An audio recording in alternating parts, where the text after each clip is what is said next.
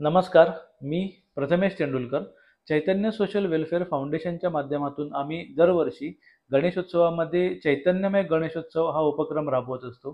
तर चैतन्यमय गणेशोत्सवाच्या मार्फत आम्ही विविध लोकांना आवाहन करतो की ज्यांच्या घरी श्रींचं आगमन होतं, गणपती बाप्पाचं आगमन होतं, त्यांनी या उपक्रमात सहभागी व्हावं आणि आपल्या घरी जे कोणी भक्त येतात, गणपती बाप्पाचे जे कोणी भक्त दर्शनासाठी येतात, त्यांना येताना फळं, फुलं यांच्यासोबतच एक वही आणि एक पेन घेऊन यायचं आणि आम्ही आवाहन करतो. तर गणेशोत्सवामध्ये ज्या वह्या आणि पेन आमच्याकडे जमतात, त्या वह्या गणेशोत्सवाच्या नंतर आम्ही सगळ्या कलेक्ट करतो आणि गरजू ज्या शाळा असतात, त्या शाळांमध्ये जाऊन तिथल्या मुलांना त्याचं वाटप करतो. तर ह्या संकल्पनेतून हा उपक्रम गेले आम्ही 6 वर्ष राबवतो आहोत. तर यावर्षी सुद्धा ह्या उपक्रमामार्फत आम्ही गणेश भक्तांना अशा प्रकारचं एक स्टँडी आणि त्यासोबत एक पॅम्पलेट आमचं देणार आहोत, एक बॅनर असा एक देणार आहोत, की जो त्यांनी त्यांच्या गणपती बाप्पाची जी आरास करतात तिकडे त्यांनी तो ठेवायचा आहे, जेणेकरून येणाऱ्यांना प्रत्येकाला ह्याची माहिती मिळू शकते.